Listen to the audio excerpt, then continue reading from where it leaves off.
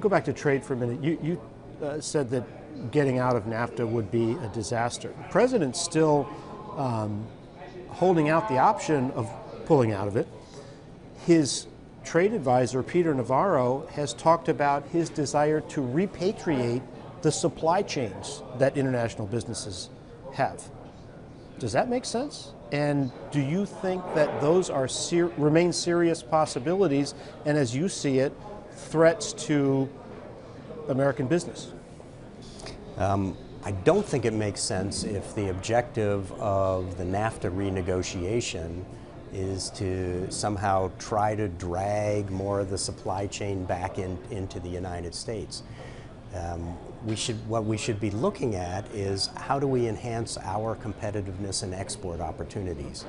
And a lot of that depends on the supply chain that's in Mexico and the parts that come from there that can be made more cheaply there, and then go into the products that really make the U.S. competitive on the international stage. 95% of the world's customers don't reside in the United States. We cannot survive and prosper producing products for the U.S. alone. We've got to be able to produce for the world, and Mexico makes us more competitive that way. Here's an interesting data point. 2/3 of all the imports that come in from Canada and Mexico under NAFTA go into other products here in the United States. They are inputs into products.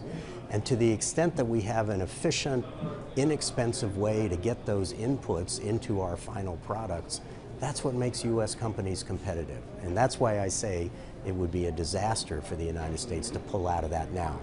Plenty of ways we can strengthen NAFTA.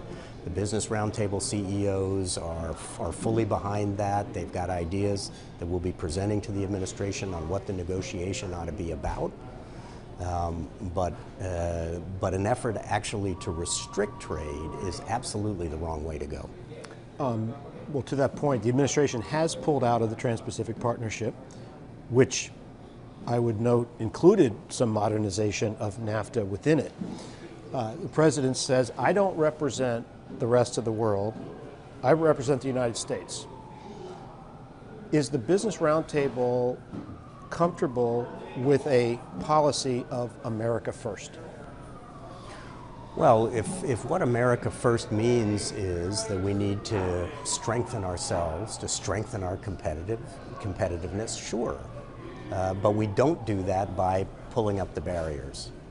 And on the contrary, we strengthen ourselves, we strengthen our competitiveness by making sure that we can get the inputs that we need, that we have an open international trading system that lets us export our products.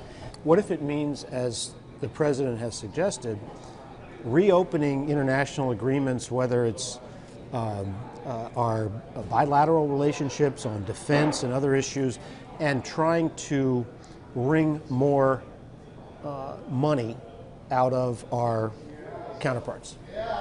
You mean in some of the defense in the realm arrangements? of defense and as well as trade? Yeah. Well, on the defense side, sure. If you can persuade our allies to pay for more of our common defense of our Western values, great. I don't have a problem with that. Where it gets problematic is if you mistakenly conclude that there's something wrong with a bilateral trade deficit with some country. You have a bilateral trade deficit with the grocer. That doesn't mean there's something unfair in that relationship, or we need to adjust that. Hey there, thanks for checking out CNBC on YouTube. Be sure to subscribe to stay up to date on all of the day's biggest stories. You can also click on any of the videos around me to watch the latest from CNBC. Thanks for watching.